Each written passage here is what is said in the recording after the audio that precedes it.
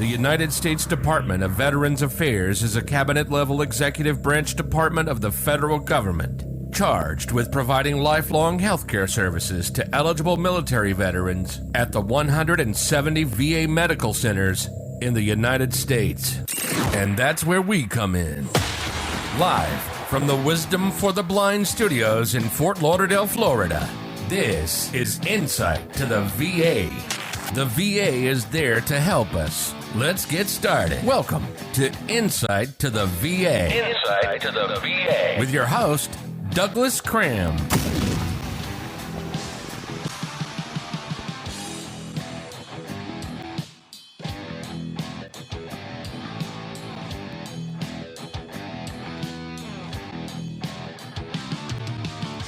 Hello and welcome to InSight to the VA. Here we provide blinded veterans the wisdom to navigate the VA. Today we will be speaking with Neil Lifshutz. Neil is a social worker at a local VA. Neil, how are you doing? Very well. Thank you for asking. How was your day? Uneventful.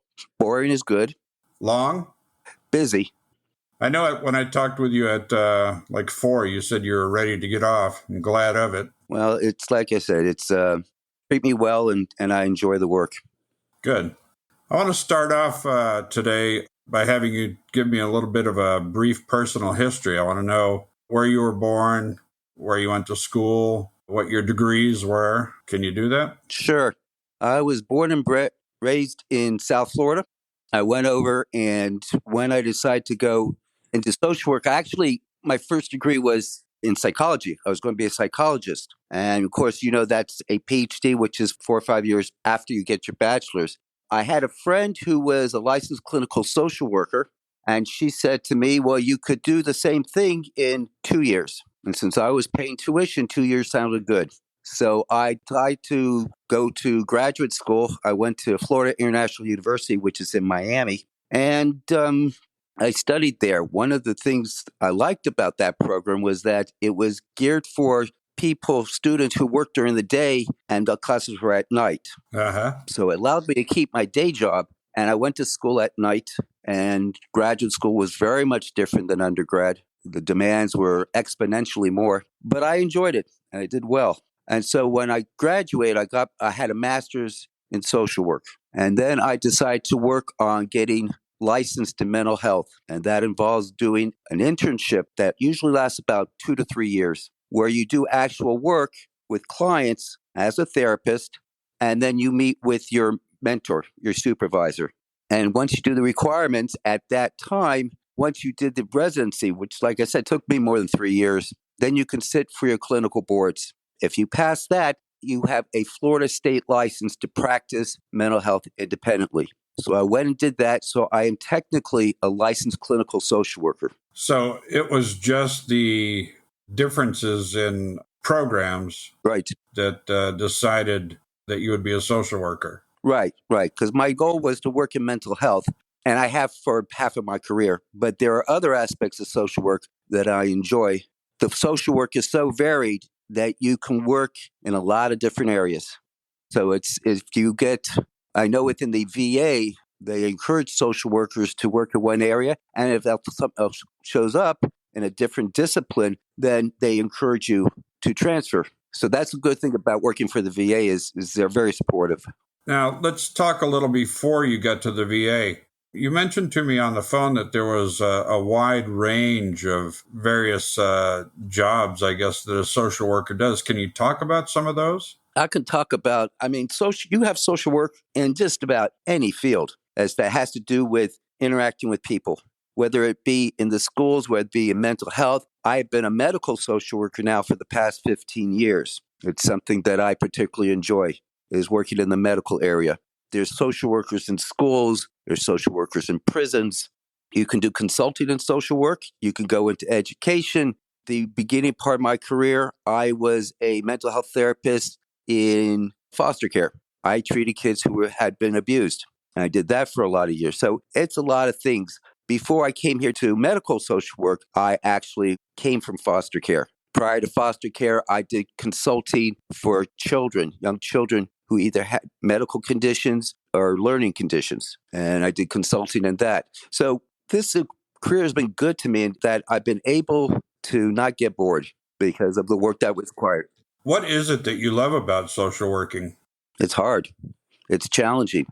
Is it the interaction with people? It's funny you mentioned that. I was just thinking about that. It's social workers work the problem. We teach people how to work the problem.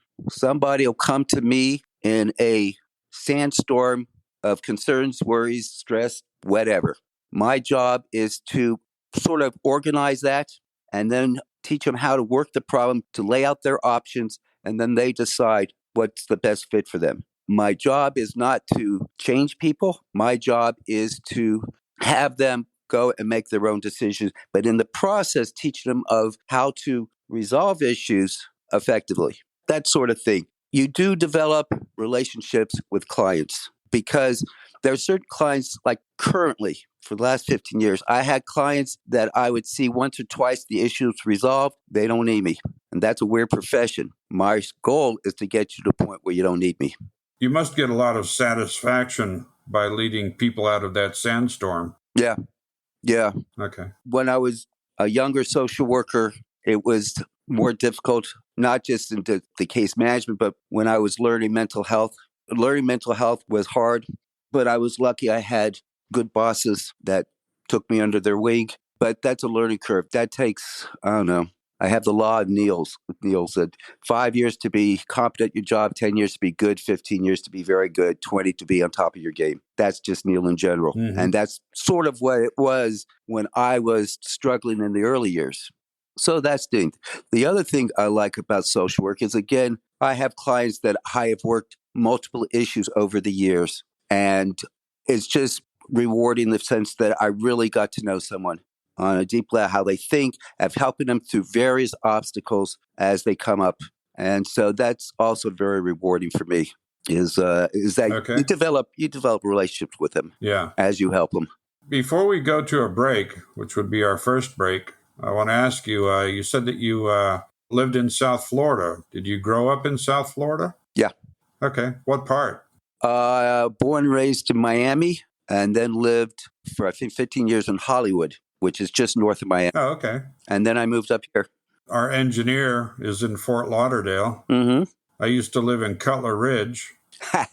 And my wife is from Tampa, but she spent most of her life down in Fort Lauderdale, Hollywood, Dania Beach, that area. I grew up in town of West Miami, which is just west of Coral Gables, for those of you who know who Miami is. All right, Neil, we're going to go to our first break. So hang while we hear something from the Wisdom for the Blind Studios.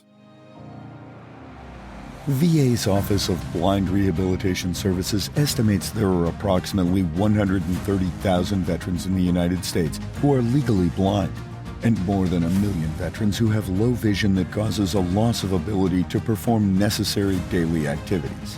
In this era of instant communication, where we get overwhelmed with data or facts that are useless to unsighted individuals, wouldn't it be great if we could count on news focused on real problems that impact the daily lives of veterans without sight?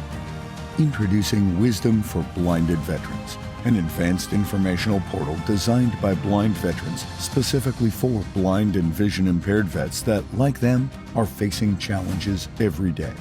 Hi, my name is Ben, and I know the frustration. I've struggled in day-to-day tasks for over 20 years since I lost my eyesight. One of my biggest challenges has always been trying to stay up to date with the latest information of my eye disease, local news, and the ever-changing technology. I wanted to be able to have one single site that merged all the data scattered, and that's why we created Wisdom for Blinded Vets. This is a portal that can be accessed via the web, a smartphone app, telephone, email, text messaging, or Amazon's Alexa.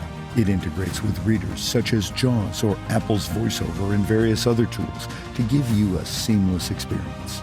This portal will keep us updated on a variety of topics and will share knowledge that can help make our lives easier and more fulfilled.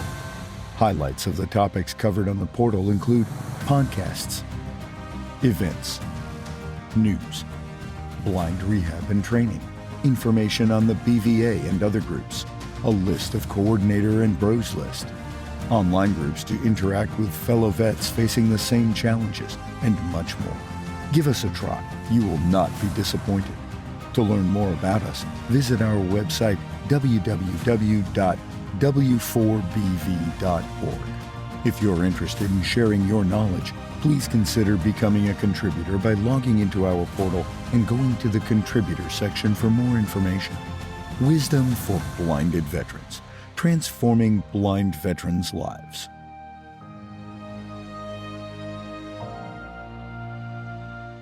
Okay, Neil, we're back. I think you touched on this, but were there any other social working jobs that you did before you came to the VA? Yeah, I was a hospital social worker for many years prior to coming to the VA. So half in the hospital, half for the VA of the last 15 years. Prior to that, as I mentioned before, I was in mental health. And then prior to that, I was doing consulting. So, I've had the variety. I could, even within the medical social work, there's variety. For example, when I worked at the hospital, you have the units with general med surgeons, just garden variety people there. But then you have the specialties: cardiology, nephrology, orthopedics, neurology. Each of these come with a different skill sets that you need to develop. And so what they would do is they would let you work in a unit for a year, and then they would rotate you so that you can go to the next specialty and learn those skill sets, skills that you need, knowledge that you need to have. In a hospital, you have to know a lot of things. You have to know medicine. You have to know nursing. You have to know physical therapy, pharmacology. You have to know medical equipment. As my job there is to decide what the plan is once the patient leaves the hospital. And then I have to implement that plan so that on day of discharge, there's a smooth transition.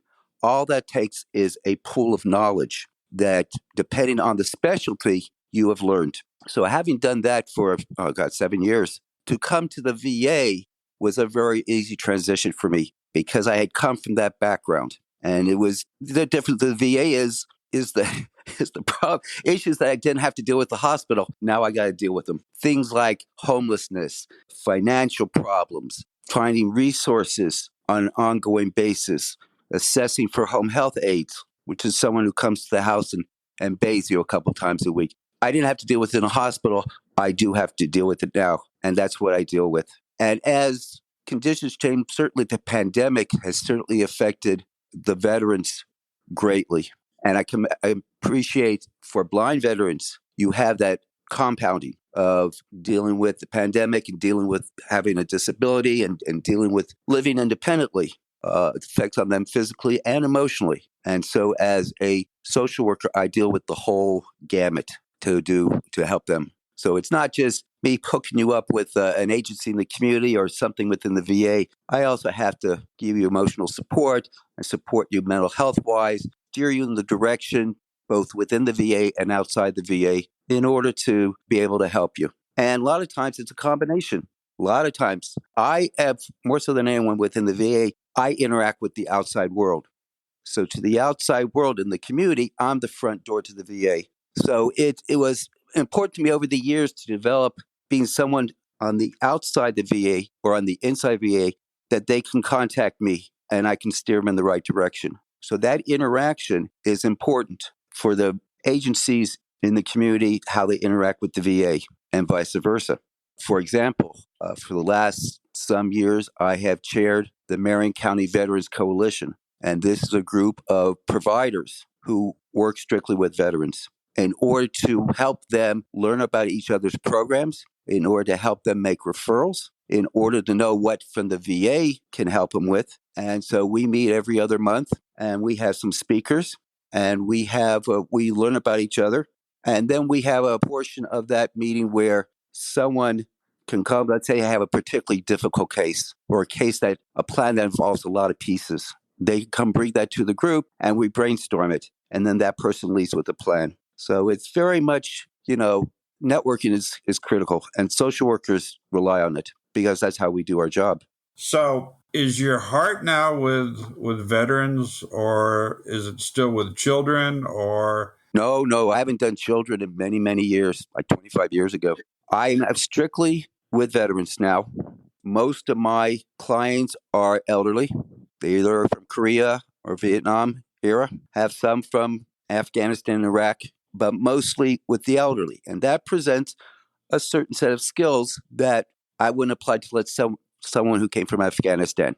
Whole different skills. Right. With the elderly, I'm not just dealing with the veteran, but also with the wives. All right. As they get older, as the prevalence of dementia gets more and more, my work with the wives or the husbands, if they have dementia, is helping them adjust, accept, and learn about dementia and how to care for these people. Whole different mindset than a veteran that goes to college. A whole different set of skills, rather. So my work is not just limited to the VA or limited to medicine. It's also limited to the diseases and the symptoms of the diseases that these veterans are going through or their spouses is dealing with. And that's particularly rewarding, but it's hard for someone who has a loved one with dementia. It's doing. Give you an example of what I do in that particular case. Let's say that I have a veteran who has dementia, more moderate or progressive, because there's different levels of dementia. And the wife is having trouble. She still thinks he's like he was 5 years ago. And dementia is a progressive disease where the person regresses back to a child state as far as their cognition, as far as their physical functioning.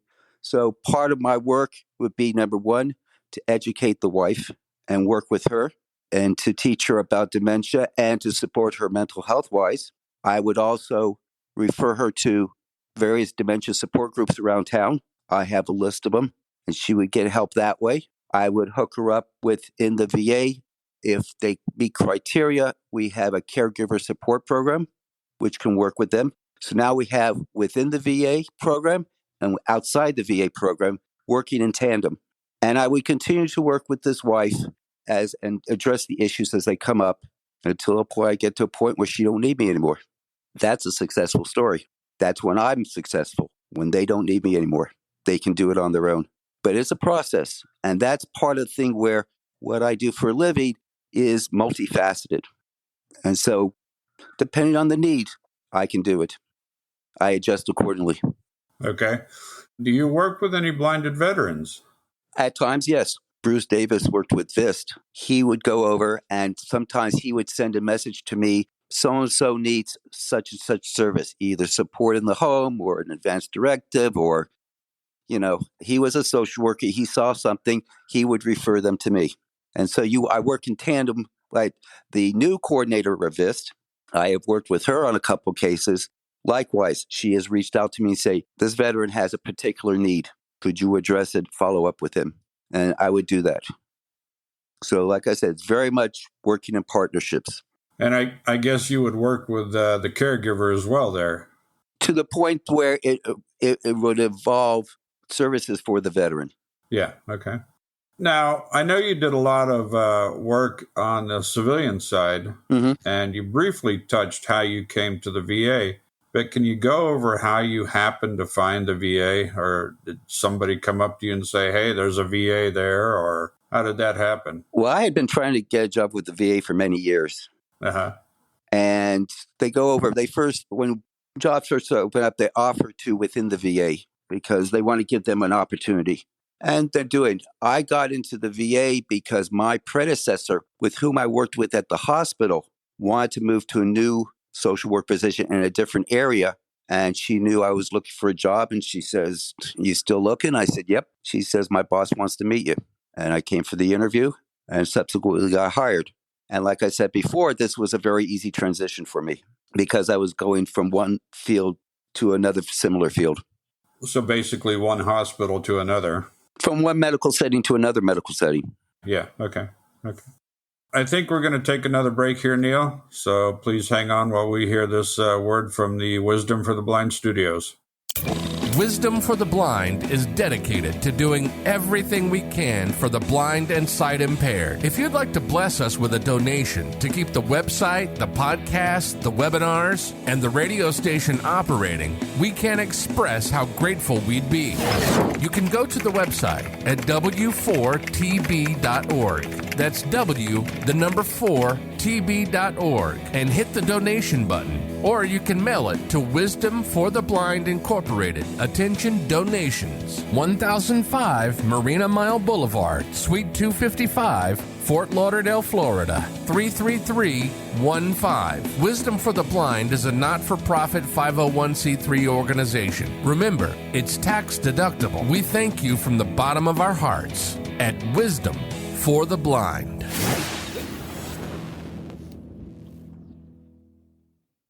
Thousands of brave men and women who served in the United States Armed Forces have given their eyesight in defense of our freedom. And the Blinded Veterans Association wants to give them their freedom back. But it needs your help. Go to BVA.org to find out about how BVA's free programs, services, advocacy, and more help America's heroes to not just deal with the emotional and physical issues of sudden sight loss or impairment, but actually work to get them back to the independent lives they deserve to live. Go to BVA.org today. Okay, we're back and talking with Neil Lifshutz from the VA. Neil, you wanted to say something else?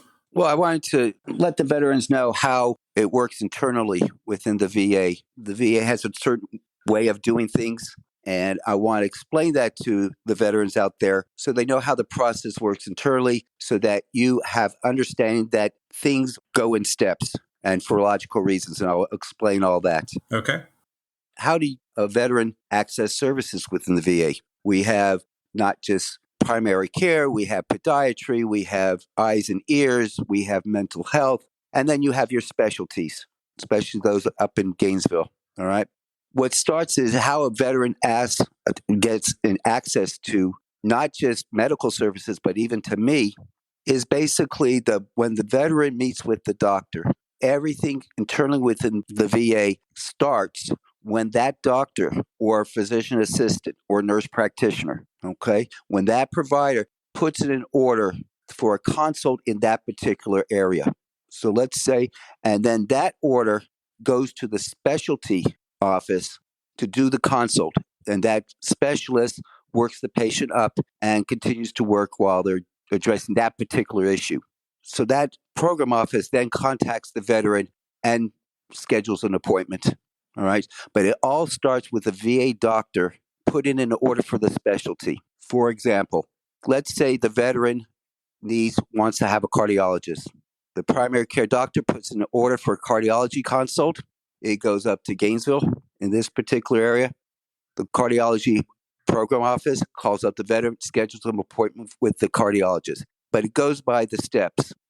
Another example is that the doctors rely on the experts.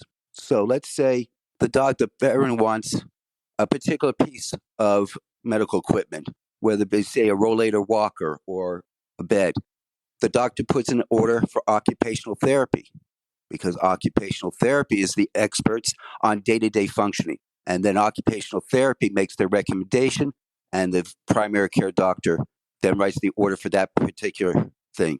So everything starts in order. Either you go to the specialist who's the expert in cardiology, or you go through the specialist, physical therapy, occupational therapy for equipment, or a specialist for one of the other things, such as social work.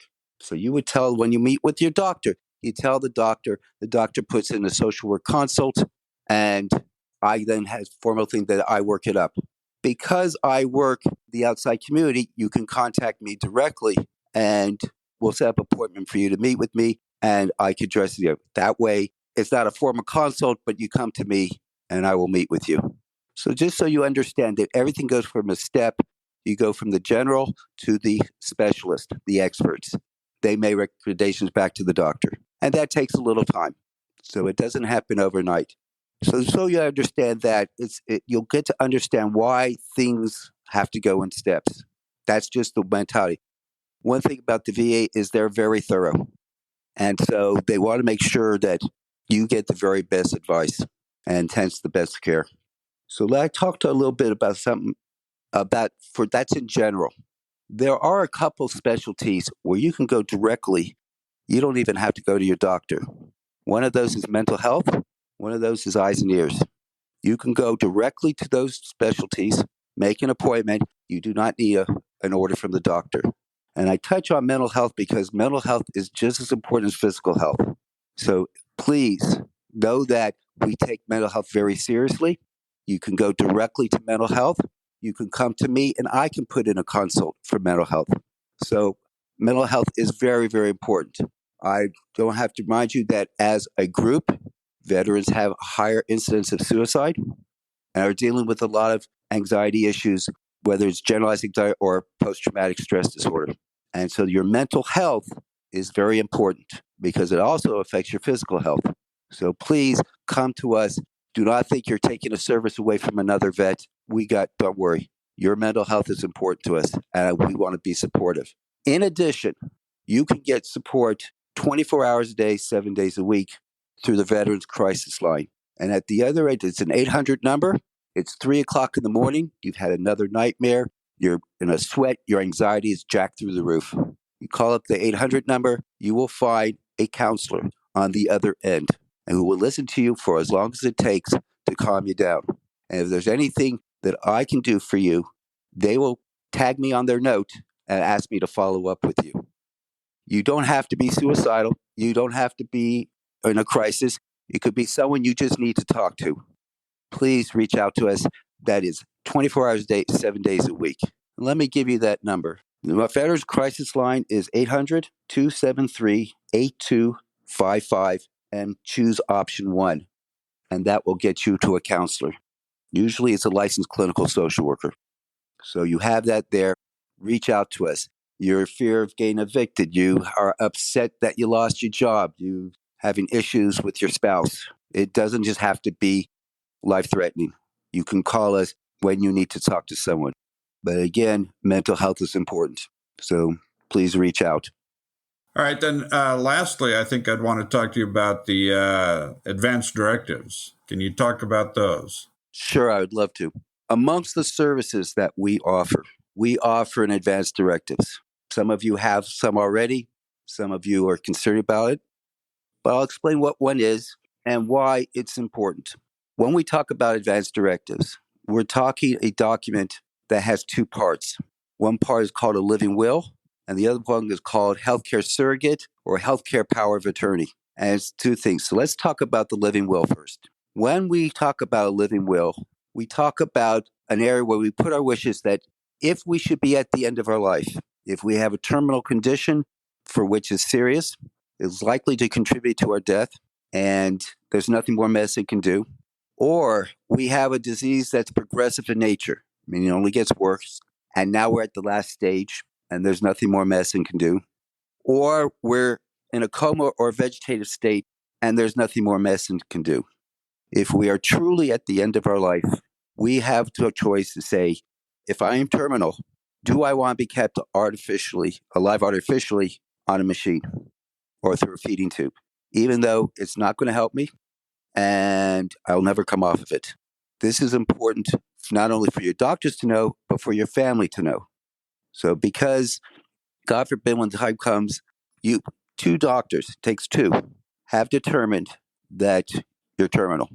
They're going to go to your family. They're going to say, I'm sorry, your loved one is terminal. Has he or she had a conversation with you and told you what you want to tell us, the doctors? And because you've had this conversation with your family, or you had to have the advanced directive, then the family knows it provides guidance to them. So it's important. If you don't have it right, have the conversation with your family. If you're uncomfortable or don't know how to have the conversation, contact me. Social workers are specially trained in facilitating these discussions, and therefore come to me and I will be glad to help you. We'll get the family on speakerphone. We'll have the conversation. So keep in mind, for a living will part, if you're not terminal, you're not terminal, and it stays asleep. So that's one half of an advanced directive. The other half is the healthcare surrogate, or it's also known as healthcare power of attorney. A surrogate is someone who does something on your behalf. For that, you do not have to be terminal. You just have to lose the capacity to make decisions. You have end-stage dementia. You're delirious. You have psychosis. You're under heavy sedation. So it says, if I cannot make decisions for myself, go to this person. They know me well. They can advocate for me. They can ask the questions that need to be asked, and they can make healthcare decisions for me. Now, for this, it's only the authority only goes while you lack capacity. If you should regain the ability to make decisions, you take over the ship. But you put this in writing so that the doctors know who to call. In a real life scenario, you're going to be in a hospital, unable to communicate. The doctor's going to go to the nurse or social worker, and he's going to get me a decision maker on the phone. So the phone number is very important. They're not going to mail your surrogate a postcard. They're going to want to get them on the phone. So if at any time the phone number changes or you want to make changes to your living will, the law says that you have to cancel the old one and do a new one. And the new one takes the place of the old one. So if you came to me, I would rescind the old one and we would do a new one in my office. And together that forms an advance directive. It also helps, especially for your healthcare surrogate, they have your wishes in the living will part. That provides a guideline for them. So that helps them know what your wishes are and what to tell the doctors. So that's what an advance directive is. We provide it. Come see me, and I'll have you in and out of my office in under 30 minutes. But it's important that you understand the concept behind an advance directive. Now, Neil, these documents can be filed with the VA in advance, can't they? Absolutely. We want it in advance. Yeah, okay. So absolutely, because I want to get in my system. And you bring up a good point.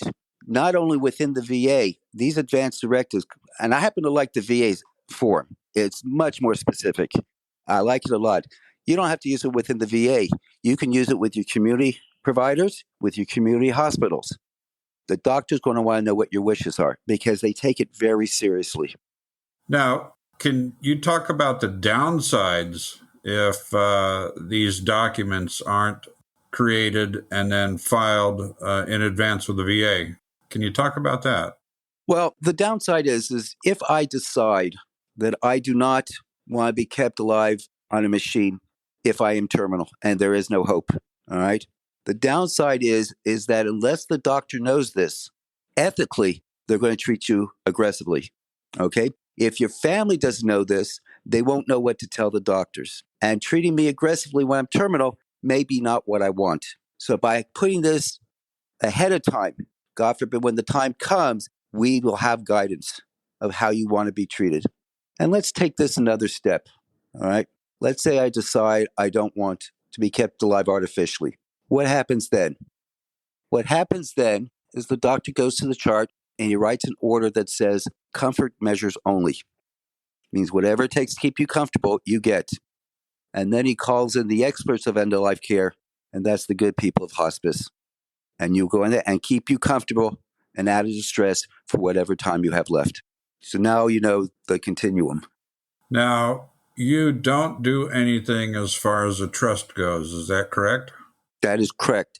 A trust is a legal thing, differs from state to state, so that you would have to do through an attorney.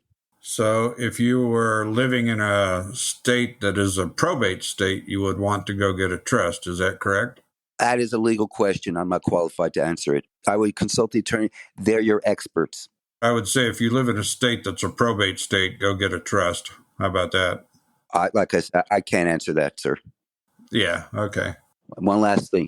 I deal with medical issues and involve medical care. For those VA benefits that are non-medical in general, your experts is the Veteran Service Office.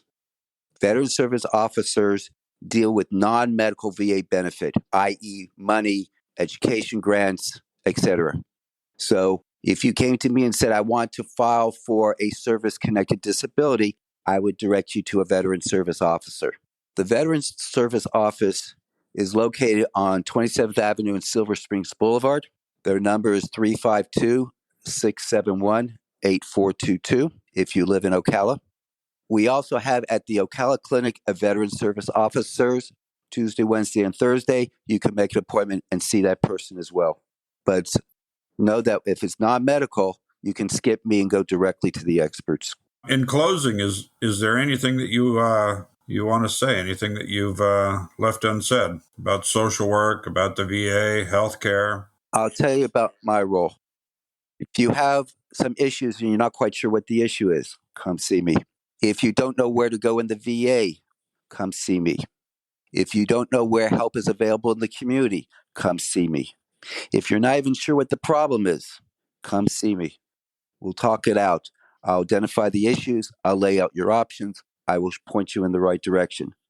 So come see me if you have any of those issues. Do not think you're depriving someone else of services.